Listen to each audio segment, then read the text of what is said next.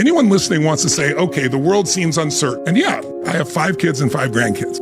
And so I look at my grandkids, especially, and my youngest daughter, and I think 40% of the jobs, if you believe the studies, are going to be gone because of AI, because of robotics, because of nanotechnology and so forth. So how do I arm them to do well in the future? And the answer is there's 3 skills everybody needs, and they're so simple. And they're the skills that make anybody masterful. It's made you successful in your insurance business. It's what's made you successful in this business. The first thing is pattern recognition. If you start recognizing patterns, fear disappears. Because like right now when people say, oh, we've never been so divided, or now we're, the country has a little more optimism, but we've never been so divided. That's total BS. I can show you the letters that are put out that were posted between Jefferson and Adams. And if you read what they wrote, it makes anything the left or right has said about each other look calm compared to that. We go in cycles. So when you recognize a pattern, you no longer react. Losers react, leaders anticipate. Anticipation is power. So when you know the pattern, and that's what makes anybody great, they see the pattern. But what makes them really great is the second skill, when you learn to use the patterns. So if you and I look at anybody, you see somebody that's great in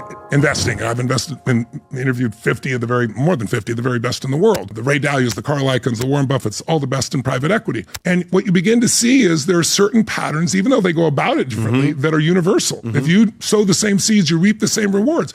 But they know how to use it. If you see somebody great in music or dance or a movie maker, they know where to move the camera to move your emotion. They bring it in close, when to bring the music up, how to do it. They know it. That makes them masterful. But the third level skill is pattern creation. That's what you've begun to do. That's what I've begun to do. It's like when you learn to play a piano, most people learn someone else's patterns. You learn to see the patterns, recognize them, then you learn to use them. But if you do enough other music, then now you get to come out and you start creating things. So I'm standing on the shoulders of all the people before me, as are you, because I learned so many things to them. But now at this stage of my life, the last 15, 20 years, I've been able to create things because I know what those patterns are.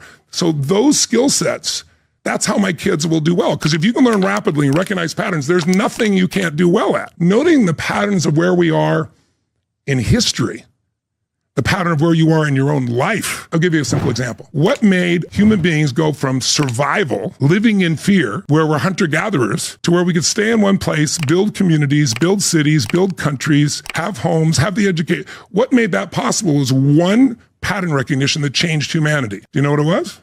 Pattern recognition. That you're not talking fire, you're not talking pattern recognition. Community, that we need each other? What is it? Seasons. Seasons. Until we understood seasons, we had to constantly move from place to place and hope we could find our food. But once we understood seasons, we knew if you do the right thing at the wrong time, there is zero reward. But if you do the right thing at the right time, the rewards are immense. So if you plant in the winter, I don't care how hard you work, or the summer, you get nothing. It's like recognizing the seasons changed humanity. Well, there's a season in your own life. Some of your viewers are younger, maybe 0 to 21. Think of that as springtime. When it's springtime, what does spring have? Everything grows easily. If it's a springtime in business, you think you're a genius because your business grows. Everybody's business grows because it's a time of tremendous optimism and immense growth. The environment's different. People's attitudes are different. But these cycles go through 18, 20-year cycles. If you study 1,000 years of Roman history, which I've done, or 500 years of Anglo-American history, you see about every 18 to 20 years, there's a shift. It's kind of like we exhaust an emotion. Do you ever smile so much your face hurt? Yes. You need a change. Sure. Well, after springtime, the easy time, comes a summertime. And the summer is always a testing time. It's tougher. A lot of people plant in the spring and they go, where's my crop? Are you new? You have to get through all the seasons, right?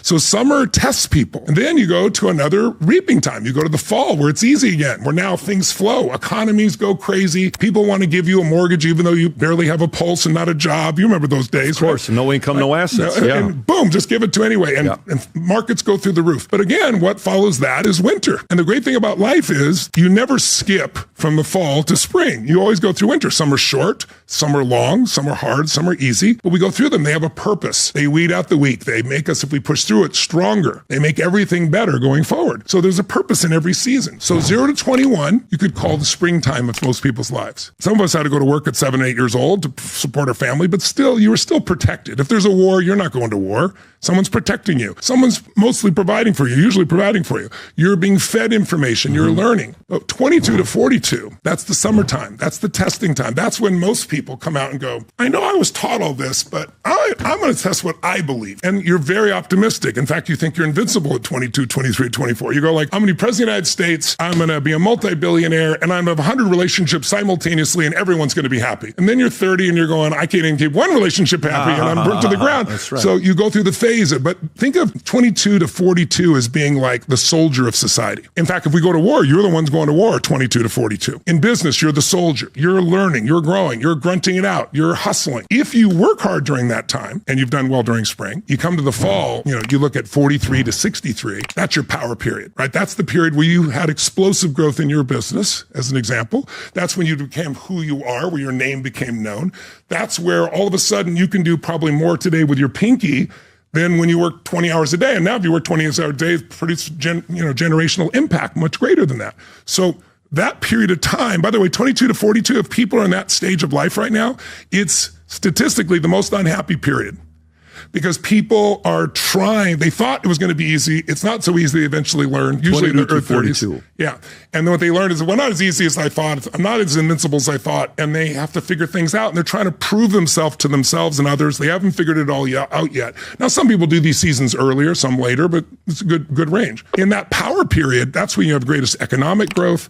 That's when you start having long-term relationships. But the ultimate time, and I say to you this as a brother who's heading in that direction, because I never would have believed it, is really when you get to 63 to 83 or 63 to 103 or 63 to 120, which is the oldest humans. The final season, the winter season. But that's the season in which are the elder of society. And if you've done your job up front, you've reaped so much, all you want to do is give back. And you don't worry about what people think about you because you sure would like to make everybody happy, but unless you got holes, Jesus couldn't pull it off. So I don't know if you're going to do that, right? So it's like, I'm here to help the people that are interested. I'm not here to say I'm the right thing for everybody. And you own yourself at a different level and you really can move a pinky and make things happen. So, I remember you had the gentleman from Fourth Turning on and we had him on as well. Yes. Very interesting guy to talk to. And they wrote that book on December 31st of 97, the fact that we're going to go through these four turnings. Neil Howe and what's the co-authors and William Strauss. But, I interviewed them in 97. I remember that. Yeah. What I'm saying is, them again. trust me, I know. That's why I'm bringing it up. Yeah. So, with you, Tony, and this is very helpful, but I want to transition into the next phase. I want to mention one thing, if I may. The same thing happens in history. So just for a second, if you're born in 1910, you don't have to be a historian to think about this, and those first 20 years are protected. People born in 1910 were born at a time when World War I was going on, but then we went and solved the war, won the war, came back and had the roaring 20s, had this incredible economy, right? So when they're 10 years old, the economy's going crazy. We got all this new technology. We got cars, we got planes, we got radio, we got television.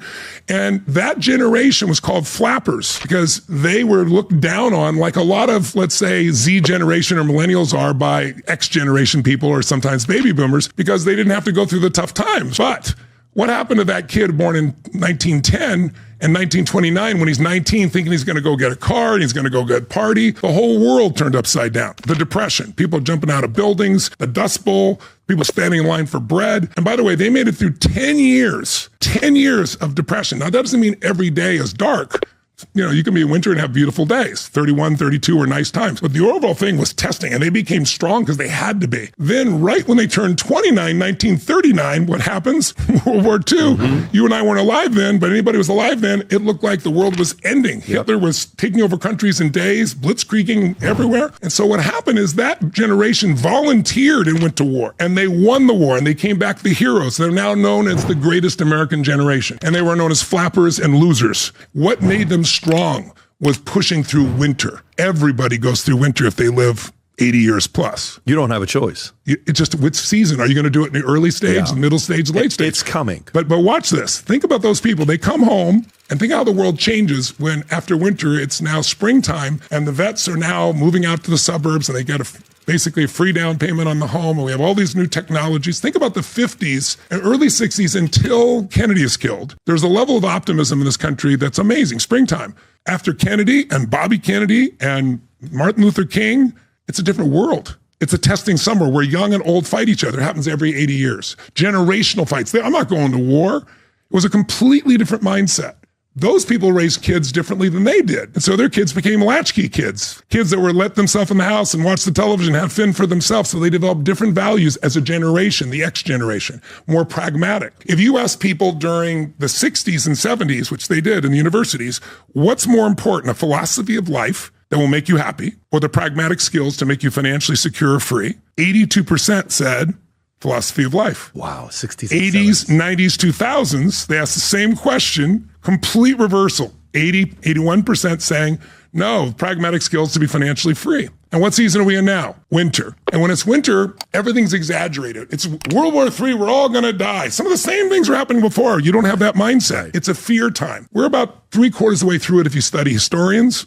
Fourth turning guys, various people will tell you that. We still have to go through some more economic challenges. We still have to go through probably some form of war, even a cyber war with China or something. But on the other side of it is another springtime. What I want people to get is, you got to know where you are in your life and where you are in history, and you got to learn to take advantage of it. You can't complain that it's winter. During winter, if you start a business in winter and you succeed, 60% of all the Fortune 1000 companies that are alive today, the biggest, most successful companies, could have been born in any one of those 4 seasons. They were all born in winter. Wow. In a recession or a depression. Gotta love it. From FedEx to Disney. Disney was depression. Yeah. FedEx was a recession. I can walk you through them all.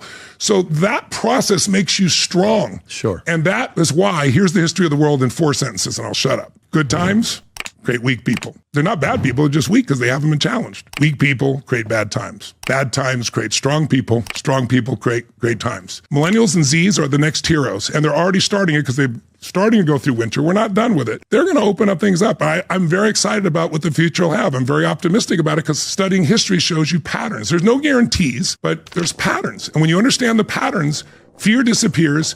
You're able to figure out how to maximize anything you're involved with. And so I think it's important to understand these patterns, and I help people see the patterns. Whatever stage of life you're in, there's predictable problems and there's predictable opportunities. I see the stage, you're 46? 46. Yeah, 46. So I'm 65. I can remember 46 so vividly, what was going through. You know, you and I are different in lots of different ways, but there's certain patterns that are immutable. And so if I can help in some time for someone to say, hey, here's some opportunity, here's the challenge you can face, so you can anticipate the challenge, then I can help you have a lot less suffering, a lot more joy, and that's my mission.